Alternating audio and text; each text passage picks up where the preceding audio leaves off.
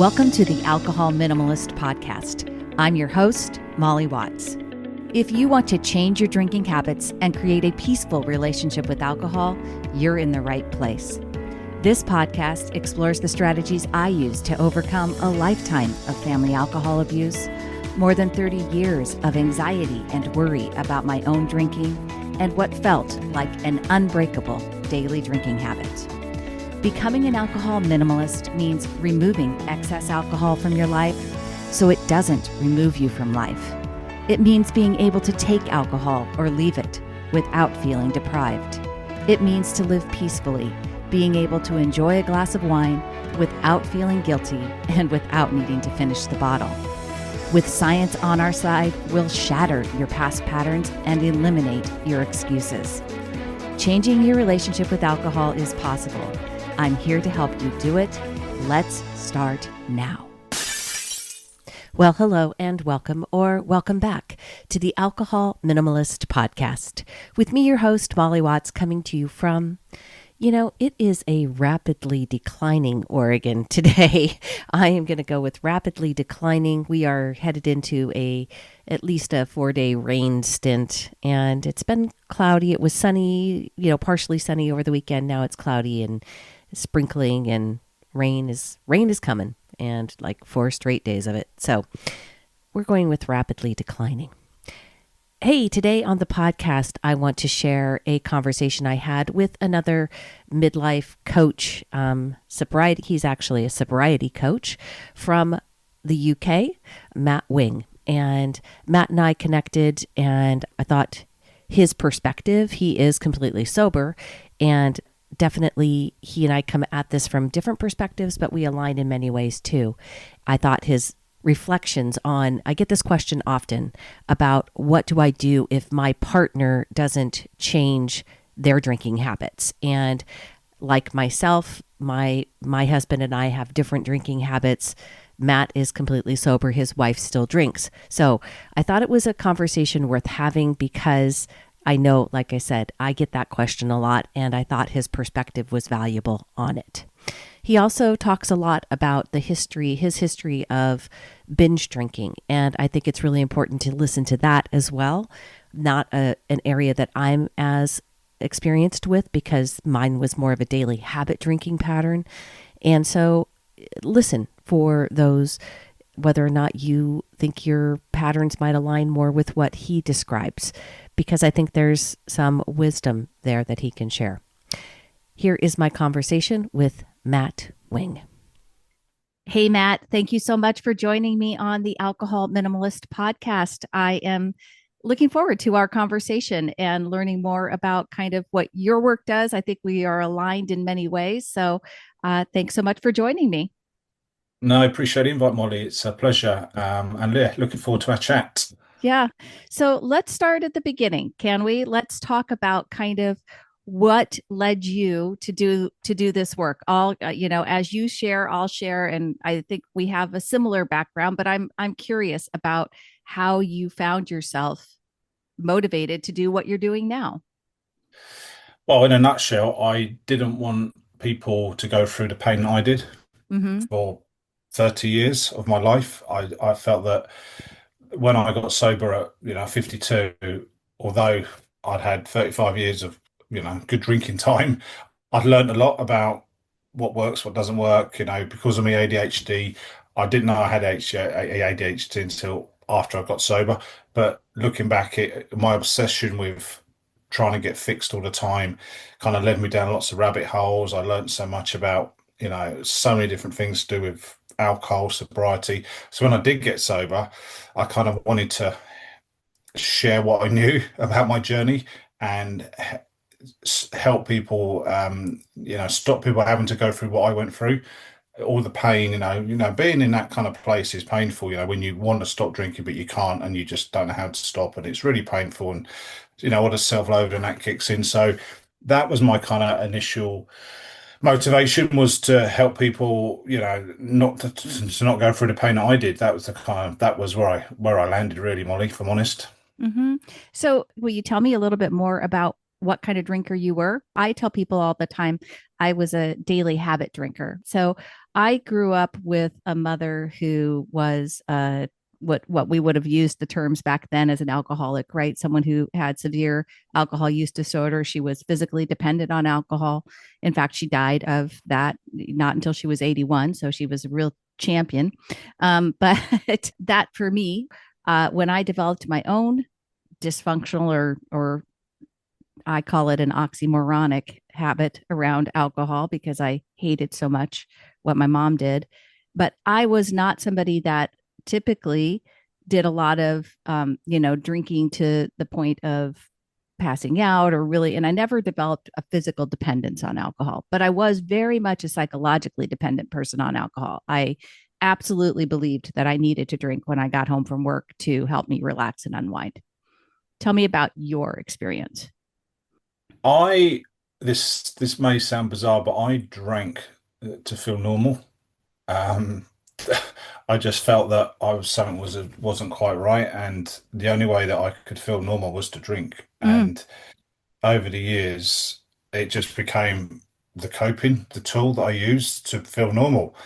Obviously, it did make me feel normal. That had the opposite effect, but in the long run, I for so many years, I just didn't feel quite right. I felt out of sync. I didn't feel connected with people. I struggled at school, all of that stuff. And then I found alcohol, and it kind of just made me feel normal. It made me just kind of, my brain slowed down when I drank. It just kind of made me feel just a normal person.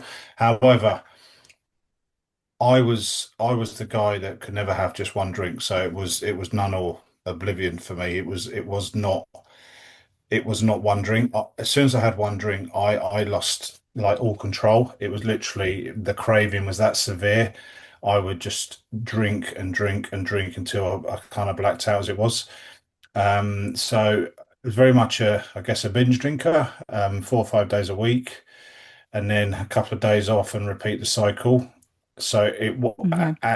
and it just become a coping tool, Molly, Sure. to make me deal with life. Yeah. Full-time job, had a great job, corporate job, blah blah blah blah blah, and it just helped me deal with everything. It was my best friend. It was my go-to. It did what it said on the tin. So I wasn't physically dependent. To everyone looking in, I was normal. I didn't look like a drunk or anything, but it underneath the skin, I was drinking a lot just to feel normal. Yeah, that I totally get that. I hear that, and I really appreciate you sharing the ADHD late diagnosis and and the fact you said something when you were describing how alcohol made you feel about how it slowed your brain down. I hear that a lot from people with ADHD, that that's one of the key things that they get from alcohol is just the slowing down of the Uh, brain.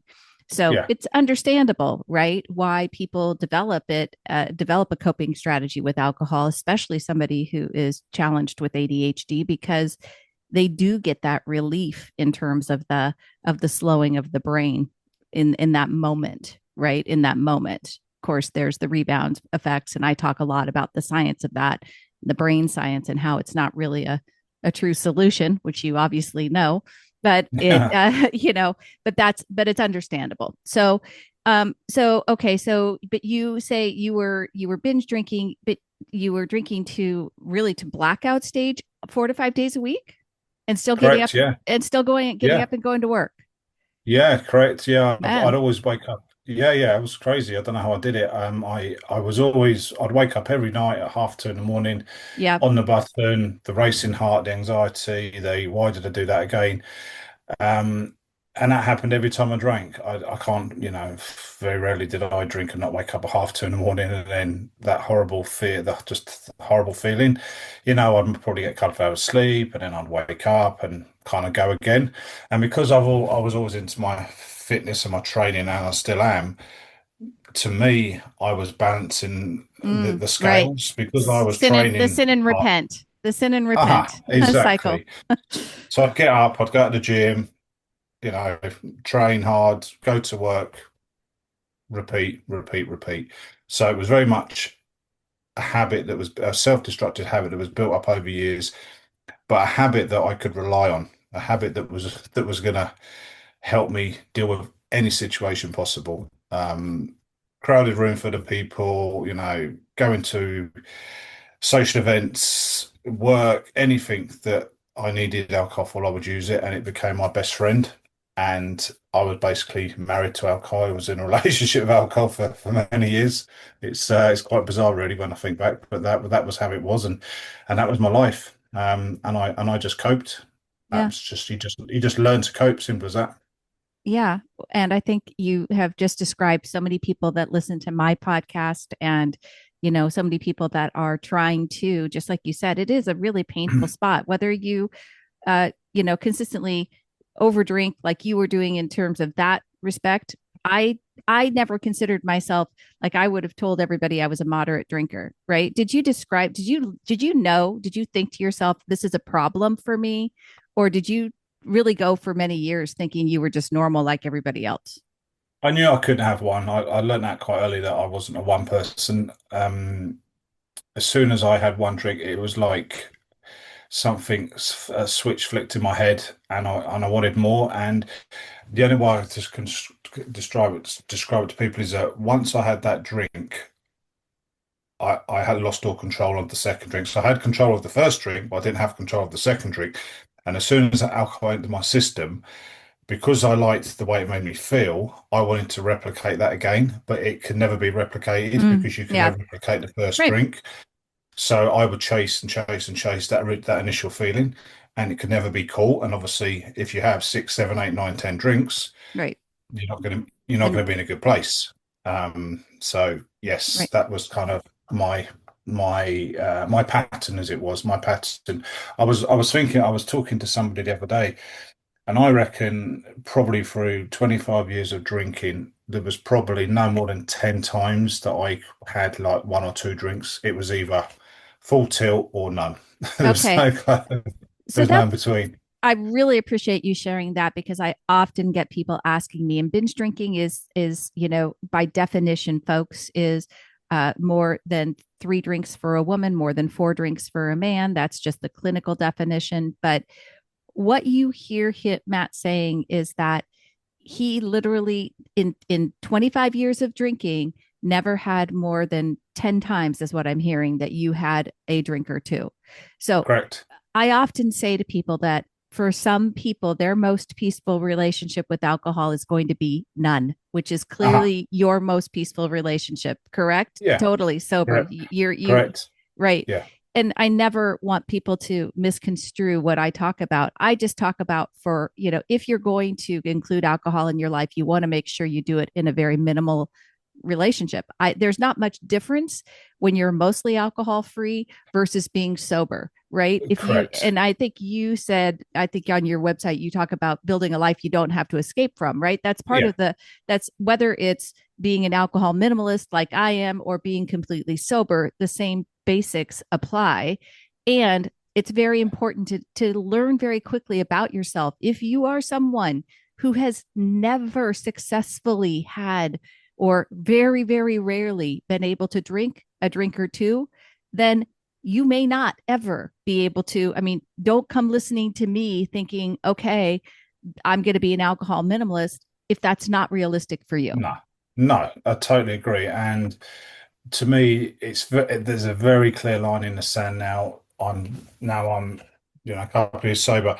You either sit on the side I was, where you cannot stop at one, or you sit on the other side of the fence, which is someone that can have a couple and then have a cup of tea. And I know so many people that can have one, two glasses of wine and then have a cup of tea. And I'm like, how can they do that? That's just not fair. How? How can two people in the same room have the same drink, but one person goes off like that and one person just stays at that kind Yeah. of level? I can't understand that myself. I know it's down to my brain and the way that it reacts to it and all that stuff now, but yeah, to me that you're either none or you're kind of full tilt. And if people want to have a couple of drinks, I have no problem with that at all. I don't demonize alcohol. Alcohol can be fine if you just have a couple of drinks, like Yeah. you say, minimalist. No issues with that at all. And I say to people, if you just want to have a couple of drinks, have a couple of drinks. But if you cannot stop at one, it's best not to drink at all. Simple as that. Yeah. So I know that one of the things that I mentioned to you about the information that you shared was you had some some rules because like me, your wife is still drinking, correct? Yeah, but she And just can so have a couple. yeah, Yeah, it's fine. Yeah. she's one of those people that can have a Ah, couple. And so yeah. I think it's because I get often get asked, people ask me like, how do I do this? How can I change if my partner's not changing? Right. And that was something that for me, I know kept me stuck for a long time because quite honestly, it was something that having a drink or two together with my husband was something that we enjoyed doing. Right. So socially, like I had a narrative in my head like I can't come home and not drink while he's drinking, right? Like that, like I could not like make that connection in my brain. It really felt like a big hurdle for me. But obviously that changed and it had to change. I had to stop thinking that way. But you had some pretty good rules for people that if they're navigating changing their relationship with alcohol, whether becoming an alcohol minimalist or becoming completely sober, and their partner isn't doing the same thing, what are things that you think are really important about that? Well, first thing is you're the one with the problem, not them. Yeah. So, don't tar them with your brush. It's very easy to want to drag them into your sobriety when they have no need to. They're quite happy doing what they do. So, at the start, I struggle with this. You need to accept that you're the one with the problem, not them. And it's okay for them to drink, but you've made that decision yourself that it's not good for you. And in the long term, they will benefit from that. So, early on it was, I'm not, don't stigmatize them with my stuff as well. That's not fair. It's not their fault that you've got the problem. So that was a kind of early rule that I kind of laid down to myself. Um, and then I think, early on again, it was you need to have that conversation and be open and honest about it and say, I'm going to stop drinking for a while, and it's going, it's going to affect stuff because, like you said, we did a lot together, which involved going out and drinking, and that was being removed. So you need to kind of have that conversation about that. So that's another thing, and then leading on from that is just because you're not drinking, it doesn't mean they cannot drink. So, just because I don't want to go out, I should still go out with my partner, with my wife, and it's okay for them to have a couple of drinks in the bar, and I will just have to sit there and not drink. So, you can't spoil their fun because you're just because you don't want to drink. So, and there's a different vibe when two people are one's drinking and one not drinking. You're on a different level, and it's understanding how to manage that and how to deal with that as well. And that's another conversation because when you both go out and you're both drinking, you're both on that same vibe and that same level, and blah blah blah. But when one's not and one isn't, there's a disjointed kind of atmosphere there, if that Yep. makes sense. Yeah. And it's how to manage that and accept that that's part of the journey. Mm-hmm. I think it's understanding that that's okay, right? Like it's Uh-huh. normal. Yeah. Like it's just like it's all right for us to not, for that person. I mean, again, like whether or not you're applying this on a global basis, being completely sober, or for me, on days that I'm choosing to be alcohol free, and my husband's including alcohol. I do mostly dry January. I do a dry January. I do same thing. Go out, do the things, just and not include the alcohol. So you're good now, right? You're good going out to a bar, to a pub, to any place and not drinking and being in that surrounding? Correct. Yeah. No problems at all with that. I've yeah been out loads of times. However, back in the day at the start, I wasn't okay with it. I found it Yeah. very frustrating, very boring. I wanted to get in and out as soon as possible. It was like, come on, get that wine down your neck quickly so we can go, which isn't fair. So as I went into my journey, I kind of had to learn that, my wife wanted her having a glass of wine was a pleasure. It was her. She just kind of, really enjoyed that. She would not, enjoy it. Whereas if I was drinking, I would just drink it as quick as I could because I wanted to get that feeling. Whereas my wife would be, a couple of sips here and there and want to have a chat, and then, but I'd be like, the wine would be gone in seconds. So there's, you need to understand early on that not everyone's the same as you, and you just need to respect that. And as I say, it's part of the journey. A lot of people I work with go through the same problem. They stop drinking, their partner doesn't stop drinking. There's that constant bit of tension there, and it's just understanding that you're the one with the problem. You're the one that wants to make the change. It's not their fault. Mm-hmm. Mm-hmm. Hey, just a quick break to talk with you for a minute about Sunnyside. You hear me talk about it on the show often, and it really is my number one recommendation for a mindful drinking app. People use this tool in my groups, in my classes, and they tell me all the time how much they really appreciate the fact that Sunnyside is a very positive reinforcement. And what I mean by that is that when you track your drinks, and let's just say you planned for one drink and you ended up having two. If you're honest and you track that second drink, you're not going to get a message that shames you in any way or reprimands you. You're actually going to get positive reinforcement for tracking a drink that you didn't plan on, and some ideas and some suggestions for maybe going and grabbing a snack or getting some water. Sunnyside is like having a coach in your pocket, and I love that.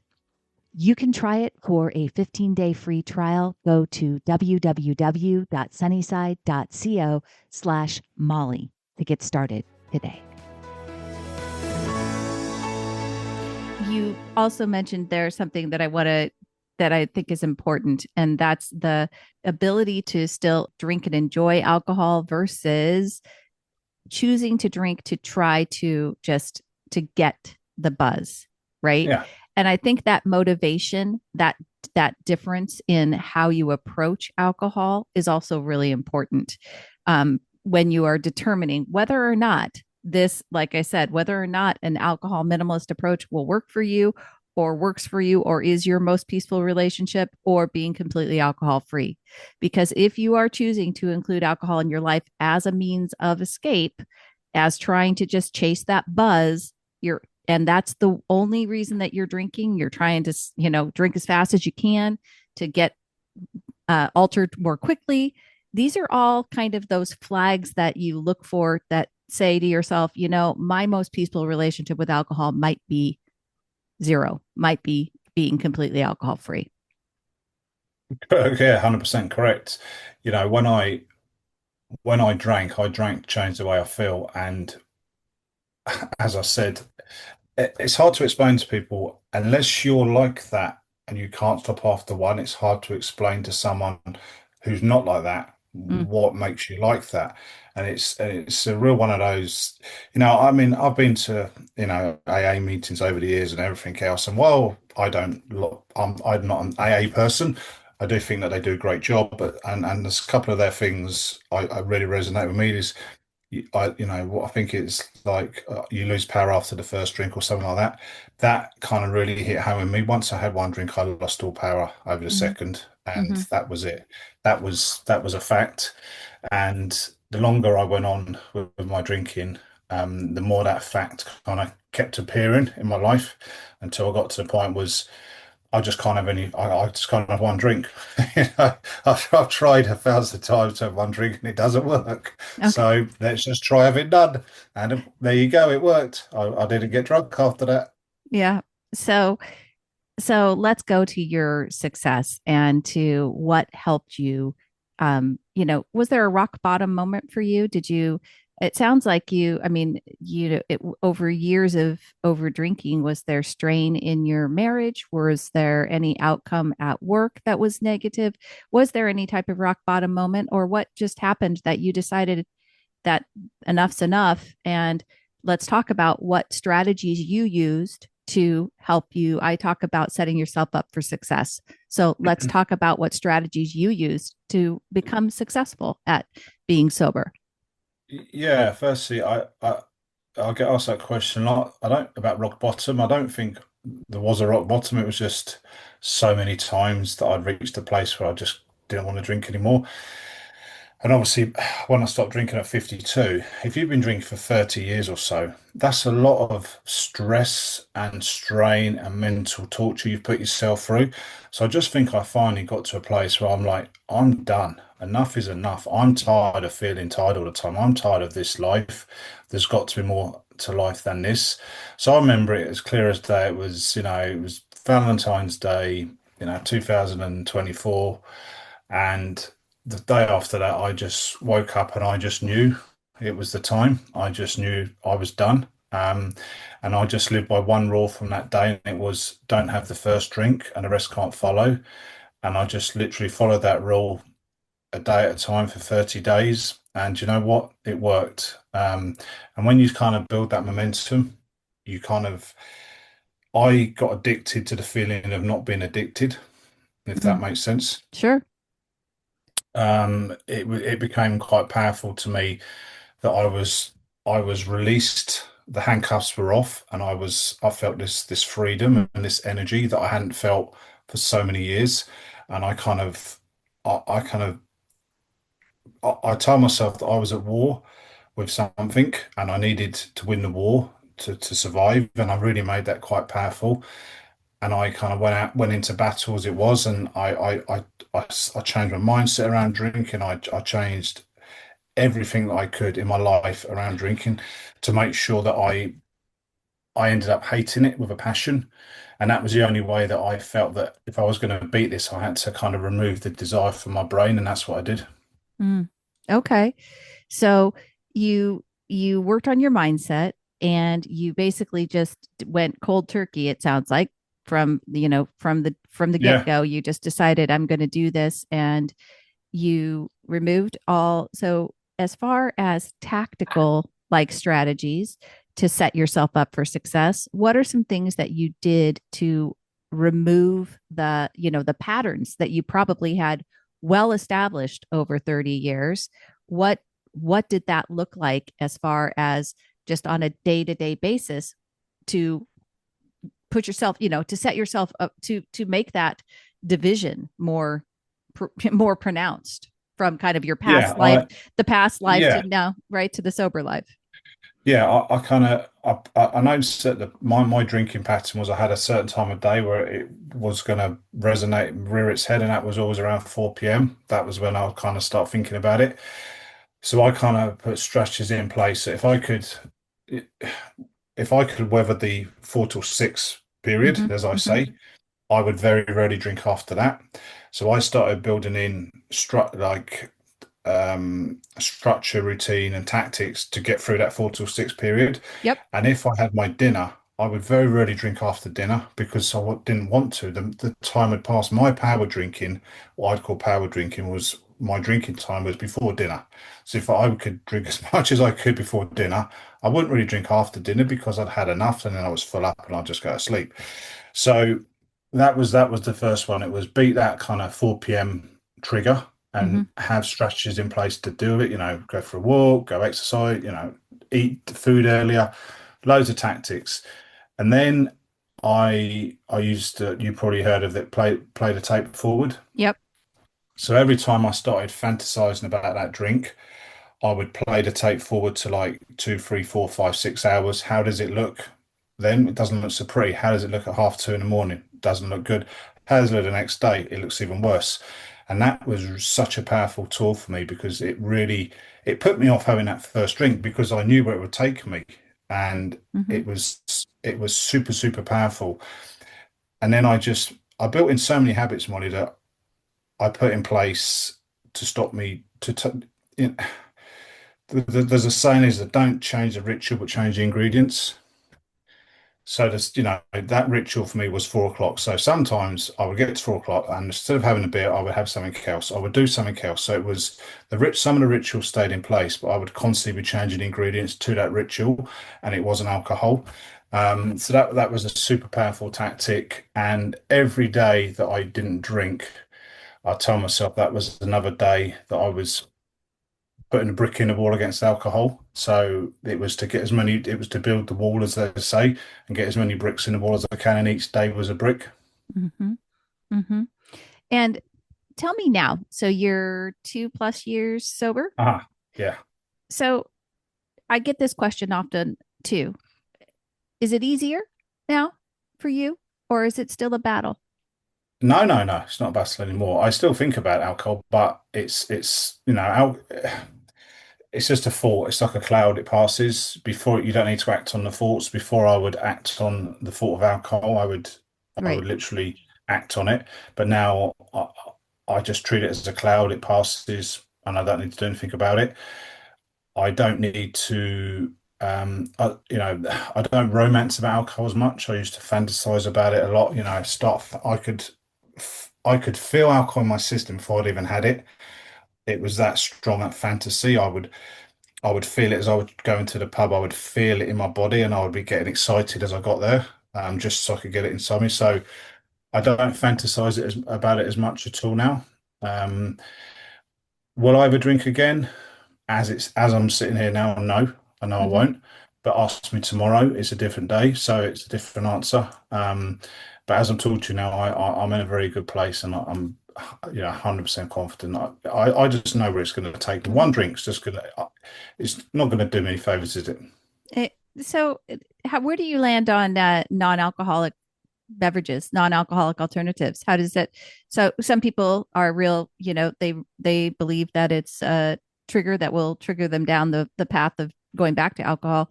For me personally, I am a huge non-alcoholic beer person. I drink lots of NA beer. I like it, and it for me. I always tell people I see absolutely no issue with it if it helps me create more alcohol free days in my life, then I call it a No. win. Yeah, 100%. I was totally against them to start with because I, Well, there's a narrative I, around them. There's a narrative from yeah, AA and things like that. Yeah. I didn't see the point, right? I didn't see the point. Okay. But All right. then Yeah. Yeah. That it sounds was like, like, yeah. what's the point? Right. It's like having a decaf coffee. What's the point? So, but then as I got into my sobriety, I found I had a place, and I found them very helpful. I found them very beneficial.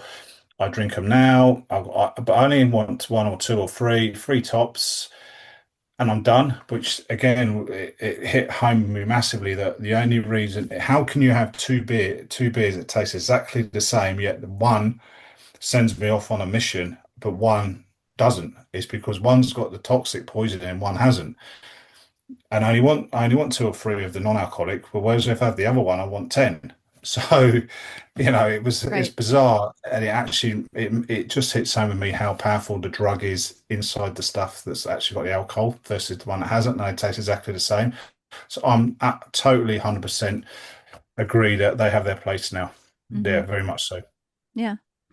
Well, Matt, tell me how you work with people because I know, like me, you have a real job. So I tell people all the time I have a real job too, outside of just doing all my work around alcohol. But talk to me about your work with people around alcohol. Well, yeah, like yourself, I there's a few options I do with people. I kind of I do a one-to-one where I mentor people from kind of where from someone that wants to stop drinking, and we just go through and take them through a journey till they get to a place where they don't drink, and then they can make the decision, do they want to drink or not? And usually 9 times out of 10, they're like, do you know what? I'm okay. I'm just going to carry on not drinking. So that's usually a 3 6 month kind of one-to-one, kind of much like you do, a kind of intensive mentorship, as they say. I have a course out as well that's actually just come out today. Good timing. I didn't realize that this was Nice. going to clash. So that's called the 4 p.m. reset course. I'll send you the link for it, and that's basically it's a 6 module course, and it's teaching people how to not drink at 4 p.m. or their sweet Yeah. spot. Basically, what I went through. So it's kind of these are all the tools I use. These are all the tactics I use from 4 p.m. How to beat that craving. Yeah, and that's it. So it's called the 4 p.m. reset. So that's of course, and I'm going to be starting a community as well, Molly, in the coming months as well. So, kind of because my following's grown so much, I feel there's definitely scope for a community like of sober midlife people. And if you add ADHD into the mix as well, there isn't a platform out there, or not that I've seen, that combines midlife, sobriety, and ADHD. Yeah. Awesome. There's a lot of there's sobriety in later life, but there's not one that kind of does all three. Because if you stop drinking and you have ADHD, you still need to have ADHD. That doesn't go away, but the alcohol does. So it's how do you manage your life being sober with ADHD? Yeah. So I just feel that there's a niche in the market for that as well. So yeah, so there's lots I'm doing. My followings, growing on Instagram and Facebook, and I just tell it as it is. There's no fluff. There's no kind of. I don't do content that has to be perfect. It's just you know, it's just is what it is. It's not like glossy. It's not. Yeah. It's not. It's just is what it is. It helps people, and I get a lot of positivity from it. Yeah. Great.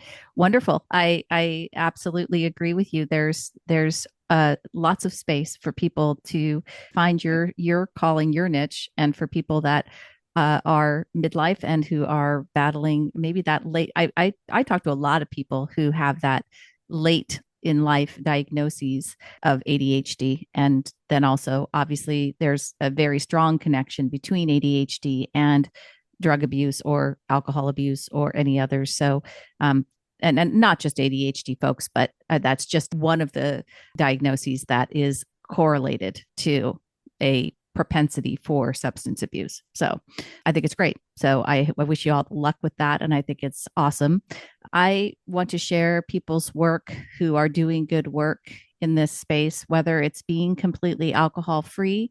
One of the things I appreciated you saying is like, for you had your own mindset around alcohol that you needed to get, hate it, quote unquote, right? Yeah. But you can do that for yourself and not demonize it for other people. And I think Correct. that is really important. Yeah. And that's what I hope to do for people too. I don't demonize completely sober people. I don't demonize people in any way. I just know the science of it. And I'm very big on that. And the science of alcohol is that less is better. And whether that is being completely alcohol free, but if you're going to include alcohol in your life, folks, you want to do it in a minimal way. And that's the bottom line. And I know there's a lot of people that are reluctant to claim sobriety, or they fear they can't. I, for a long time, knew myself. I didn't believe I could ever be completely alcohol free. I now tell people, I don't know. I may come to a point someday where I decide that my most peaceful relationship with alcohol is zero. And I'm okay with that. Everyone's journey is different, and everyone needs to find their own path. And, some people end up just having a couple of drinks now and again, and that's absolutely fine. If that fits in with your life, and as you say, less is better, absolutely fine. But if you kind of know that you're not a one person, you're just best to avoid it. But you'll know that you'll find your own path and you'll make that decision yourself. I know if I was to have one drink now, I wouldn't stop at one. I know that, and that's a fact, and I've accepted that fact. But some people don't like that, so that's fair enough. And it's not one size fits all, as you just said. So fair play to people that can have a couple of drinks. That's what I say. Yeah, carry on. All right, Matt. Tell everybody, I will put this in the show notes, but tell everybody where's the easiest place for them to connect with you. Probably Instagram, midlife.mentor. That's my kind of handle, and the same on Facebook. And yeah, I'll send you the links for the course, and my page, and that's it really. I'm not here to sell anything. I'm just here to talk. But it so happens that today was a day that the course got launched, so I might as well mention it. That's awesome. I appreciate it. Well, very great talking to you. I appreciate you coming on. Thank you very much. Appreciate the invite. Have a great day, Molly. Thank you. See you later. Bye-bye. Bye. Bye-bye. Thanks for listening to the Alcohol Minimalist Podcast. Take something you learned from this week's episode and put it into action. Changing your drinking habits and creating a peaceful relationship with alcohol is 100% possible. You can stop worrying, stop feeling guilty about overdrinking, and become someone who desires alcohol less. I work with people in 2 different ways, and you can learn about them over at my website. go to www.mollywatts.com/work with me, or reach out to me directly. Shoot me an email, molly@mollywatts.com. We'll jump on a call and decide what might work best for you. This podcast is really just the beginning of our conversation. Let's keep it going. If there's one thing I know, it's that change is way easier when you stop trying to do it alone.